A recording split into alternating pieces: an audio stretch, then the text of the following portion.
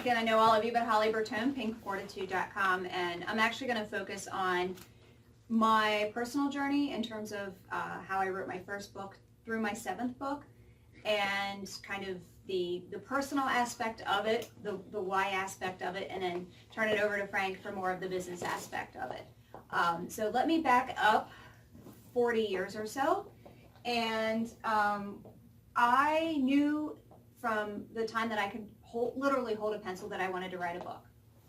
From tiny. I've always wanted to be an author. I didn't know what that meant. I just knew from tiny up, I love to write, and I've always wanted to be an author. And I actually brought this along. I can pass it around for show and tell. But in junior high school, back in the day when you actually got a trophy for an achievement, not a participation, I got a trophy as most promising author. So, and of course it has my maiden name on it, but I just brought this for show and tell because I kept this all these years.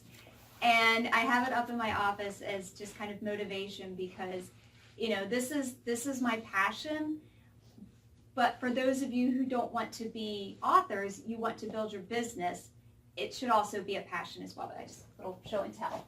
Now, next, how I went from being a breast-selling author to a best-selling author. My first book was the Coconut Heads Cancer Survival Guide. When I was diagnosed with cancer, I started sending out emails and blog posts. And at one point, someone just said, hey, you should turn this into a book. And the light bulb went on, and I said, okay. So I did. And I have 7 books. All 7 of them have been, I've done everything myself. I've not outsourced hardly anything.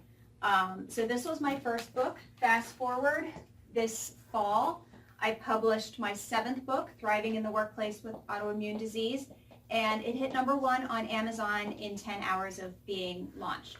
So those are 7 books. 3 of them, this is the 3rd one that's a physical book, and all of them are ebooks as well. But the biggest thing is, what is your why?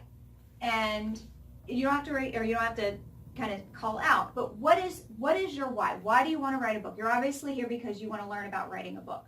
Do you want to make money? Do you want to write a book and hope that it sells and you make a lot of money? And Frank and I had a conversation yesterday. He can kind of back me up on that, is that for the first time out of the gate, unless you are a superstar and have an amazing team behind you, making money just by selling a book, probably not a good ambition. Now, he's also going to talk about how you can make money from that book, right? Just not necessarily selling the book. Selling the book, you are going to make some money, just expectations of getting rich selling a book first out of the gate, probably not going to be there. So let's go to number 2, being an authority. Do you want to be an authority figure in your industry? Writing a book is a great way to do that. Number 3, maybe it's a bucket list, right? Maybe you're just like, I've always wanted to write a book.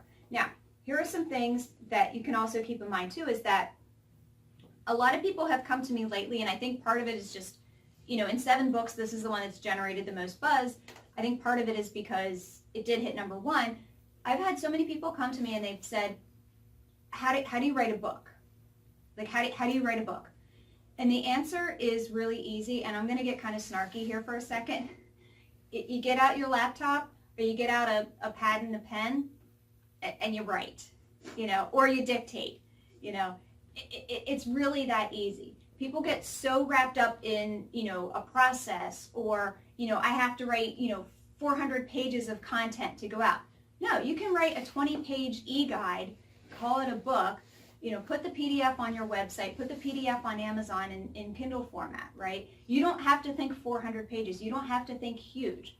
You know, you don't have to think big and complicated. Think easy, think simple, think, what can I do to put content out there that's going to help my business? And, you know, and for me personally, I mean, I know that there's a lot of different ways to do it. For me personally, I did everything myself. I outsourced. I have an editor that I work with that I outsource. For this book, I had some legal research that had to be done. I took a pre-law student and paid her a few dollars, not nearly worth her time, but paid her a few dollars just as a token. She is mentioned in the book and now has it on her resume. The fact that it hit #1 was actually pretty cool for her, that she gets to say.